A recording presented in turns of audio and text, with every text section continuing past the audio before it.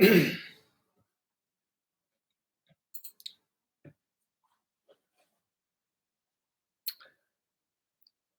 Chavrim, I'm Stephen Ben-Nun. You are watching Israeli News Live. Friends, we are getting reports right now coming out on Twitter, unconfirmed reports thus far, unless you want to consider this photo that just came out 52 minutes ago of Russian strikes inside Idlib. Russia was striking against terrorist groups inside of there. There are several reports coming out of Syria that Russia has launched cruise missiles from the Mediterranean Sea into Idlib. This is some of the destruction that they're showing here early this evening as the sun had been setting there. We're about an hour different in time ourselves where we're located right now from what Syria is in Idlib. And these are the targeted area that Russia targeted. Kind of can't help but wonder if Russia is not flexing a bit of muscle as well, letting the United States and their allies know, specifically the U.S. and the French government know, that they are also present there in the region. I say that because we have several things going on right now. We know that the, jump over here real quick here, the USS Donald Cook Arleigh Byrd-class guided missile destroyer is now in position, according to News Alert HQ, within 100 kilometers from Tartus and almost 90 kilometers from Tripoli, Lebanon. It will probably launch 60 BGM-109 Tomahawks in Syria tonight. We can't really say that that's the case or not, though, personally. From what I can see, President Trump has announced that within the next 24 to 48 hours, they will decide what actions they're going to take. The United Nations is actually considering, in fact, a very unusual way of considering using force against Syria for this alleged chemical attacks there.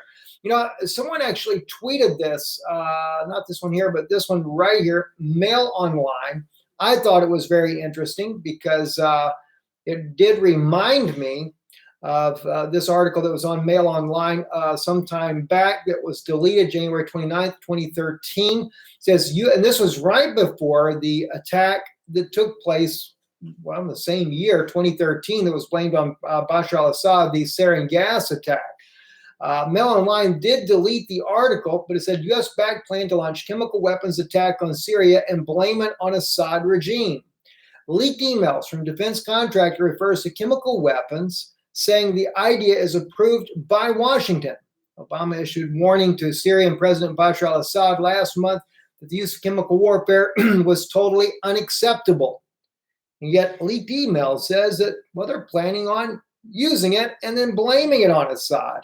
I've known about this for some time since we did the investigative report we did on Syria and its chemical weapons, etc. So I thought I would share that with you. The New York Times is also reporting ISIS used chemical arms at least 52 times in Syria and Iraq, according to the report that they brought out in this article here. It's very interesting how they talk about that ISIS has all this at their disposal of chemical weapons and using those mustard agents, chlorine gas, etc. Now, the article plays down their ability to actually drop these type of weapons here, but you know, just kind of really makes you think. And then we have Vanessa Beeley. She brought out this video here. I thought it was really interesting. These are people that were actually in Duma, that were part of the prisoner system of these. I hate to say, I really hate to say U.S.-backed terrorist organizations. You know how hard that is to say that as an American, to think that we would back groups that would imprison and enslave people. This is exactly Vanessa Beeley bringing out these reports here from Syria. She's there right now, and these people talk about the horrendous things that they were under.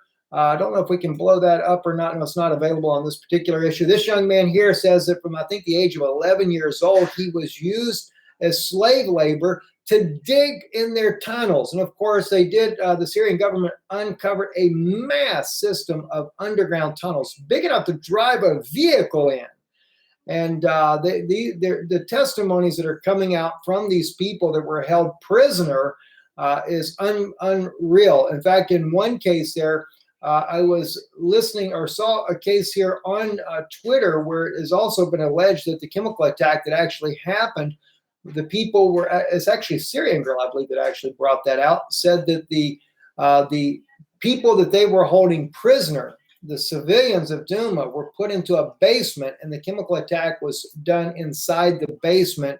And then they brought them out for all the photo ops of the white helmets.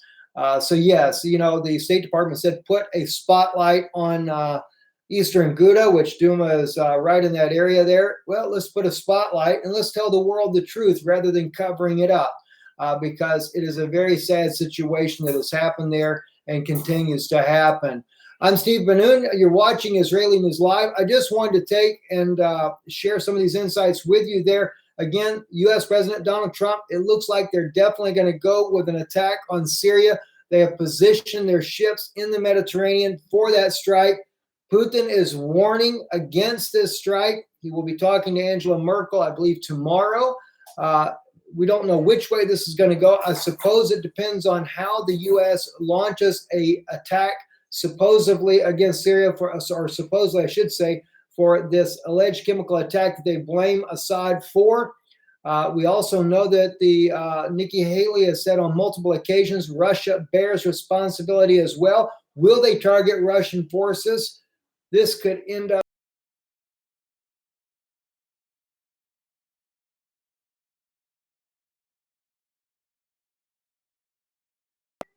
And we do appreciate greatly your help in keeping this broadcast going.